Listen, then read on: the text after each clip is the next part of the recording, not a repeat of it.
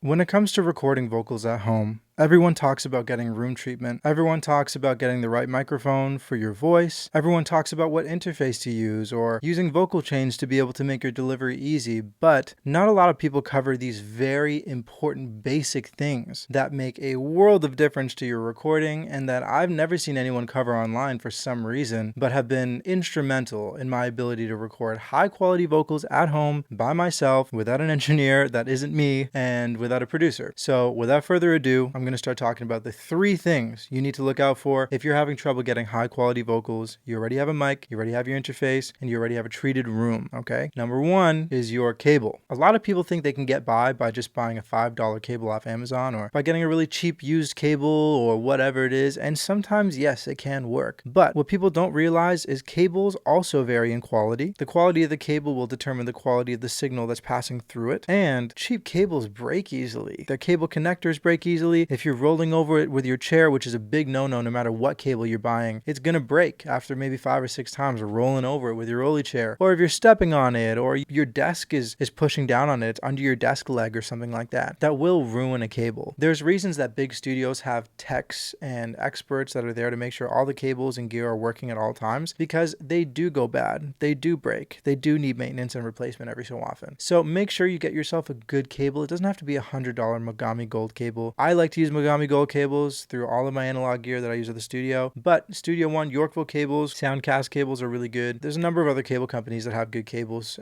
We have some here in Canada, but there's a bunch of different options. Just get some good ones and take care of them. That's step 1. Some of you might have broken cables, and the way to know that the cable is broken, by the way, it might be static. It might have a staticky sound to it, which means it has some kind of bleed, or there's a cable, there's like some exposure somewhere in the line. 2, it could have no top end in your signal when you're recording, or 3, it could sound very hollow. It could sound like there's almost no mids, no information to it, and you can't get any tone out of the mic. Those 3 things generally mean the cable isn't working, or you're just getting no signal at all, of course. So check that out. Hopefully that helps first and foremost. Number 2, something that for some reason I've never heard about, but is a very real thing that you guys have to be mindful of when you're recording with different microphones, is that different mics have different sweet spots. This SM7B I just use for this purpose. You know, if somebody really requires they use it, or we're cutting something in the control rooms, I might use this SM7B, but it has a very different frequency response from a mic I use more commonly, the U87. The Norman U87 is a very dark microphone. Even if it has a cardioid polar pattern, it doesn't have the same frequency response as this microphone. So it's not going to give me the same tone. And that means that you need to back off of it if you have a heavier voice and get closer to it if you have a brighter voice. Well, not even closer than you would get to this, but it's all relative. So something to note, don't just think that 6 inches away is the right distance from a mic, or there's any one distance that's going to be perfect. Is there a distance that's going to be too close to a mic? Yes. If you're closer than 3 inches on any mic away from the microphone, it's going to be too close. But on a U87, you can get as far as 11 inches off of the mic, and it's going to sound great. You can get as far as maybe 3 inches away from an SM7B, and it'll sound really, really good. That's probably what I'd say the sweet spot is for a lot of voices.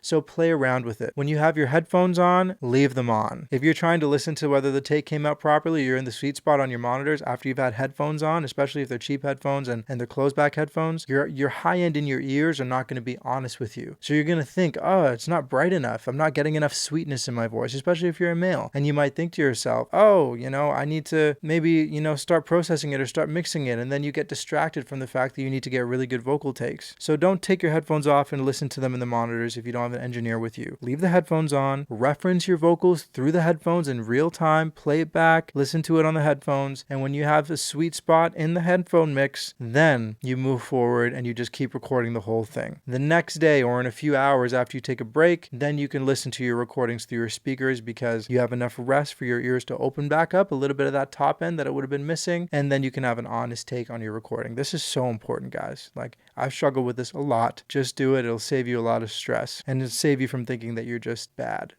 at what you're doing and you're not able to capture high quality vocals for yourself. The third and final final thing when it comes to recording vocals is that sometimes you guys are over-processing your recording chains. Yes, it is a vibe. I understand it's fun to sing into super auto-tuned, super reverb, delayed out vocal thing, and that's all good. I support having delay and reverb on your vocal chains if you like that kind of thing, for sure. But something to be very wary of is how much compression and how much EQ you have on your vocal chain, digital vocal chain when you're recording. So if you're just cutting out all of the mids, if you're cutting out all of the lows, if you're boosting a bunch of high end, you might not have an honest take on what you're actually recording. Maybe you're way too close to the mic, but because you have a super sharp low cut on your vocal chain, on your EQ, you're not hearing how boomy it's really getting and how much harmonic distortion you're bringing into the signal. Or maybe you're clipping and it's not capturing that even too, which is pretty hard to do. But in some genres where they're very distorted, you might be missing that. You might not be hearing that correctly. So be very wary of using these vocal chains because they can lie to you sometimes. And a good rule of thumb that I like to use in order to avoid any problems, in order to get a high quality recording, is to keep no EQ. So I mean 0 EQ on the vocal chain, maybe a 1 or 2 dB attenuation or boost somewhere, nothing much or crazy if you have to, but the best way to EQ something is to use the distance you are from the mic to get a brighter or a darker signal. So that goes back to the sweet spot. Then if you want to apply reverb, delay, and auto-tune, what you need to do to your beat is make sure that it's peaking at -6 decibels, okay? The peak of the beat needs to be -6 decibels. Some people might advise otherwise, but this will guarantee you get a healthy signal that works for your mix. Once the beat is peaking at -6 decibels, what you're going to do is you're going to record dry or with a couple spatial effects and maybe auto-tune if you need to. And the signal, the way it is when you record it with nothing else, no compression, no excessive compression, no excessive EQ, at least no digital EQ or compression. And then if it sounds right, if it sits on the beat, if it sits in the mix and the beats mix somewhat well, of course, guys, you got to remember that, then you're gold. Then you're sitting great. You got a great starting point where you're not rescuing, you're not doing massive scoops in the recording. If you do that and you find that your vocals are too loud or too boomy or something's going wrong and your levels are right, you're not clipping on your interface, then chances are you might need to turn your interface up a little bit until you're peaking at about -9 dB vocally. And then what you need to do is maybe back off the microphone if it's too boomy or too dark. And then if it's too bright, you might be too far from the mic. You just want to find yourself in a sweet spot. Use your headphones to find that and set your beat to -6 decibels in order to make it easy for you to get an attainable and easy leveling, fitting vocal situation without any stress. All right. So the 3 points that we covered and what I want you to remember when you're taking this home to be able to, or you're probably at home already, but the 3 points I want you to remember when you're recording high quality vocals. Watch out for your cables and your gear, especially your cables. Take good care of them and get good cables. Number 2, depending on where you are or what mic you're using, you're going to have a different sweet spot. Pay attention to how far, how close you need to be to your microphone to get the perfect sweet spot. It varies greatly, much more than people realize. There's no one size fits all for the distance from the mic thing. Use it as an EQ, guys. This is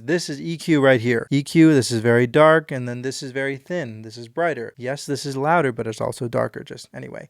And number 3 is set your beat to -6 dB and don't overkill your vocal chains, your digital vocal chains, okay? I'd much rather you invest in a good analog compressor and get good control and have more forgiveness in the signal than you to have a digital compressor that's ruining how you're hearing yourself and that's giving you an excessively bright signal with a limiter or whatever and ruins your take, okay? These things should solve all of the problems that you're having. If you have other issues with recording, please comment them below. I'd love to guide you through some things. I know I had a lot of problems myself, and there are more small things that are less common, but that still do happen to us as we're recording ourselves. So feel free to drop them down below. Please like, comment, share, and subscribe if you like the information you're getting from this channel. And I'll be back with more tips, tricks, and stories soon.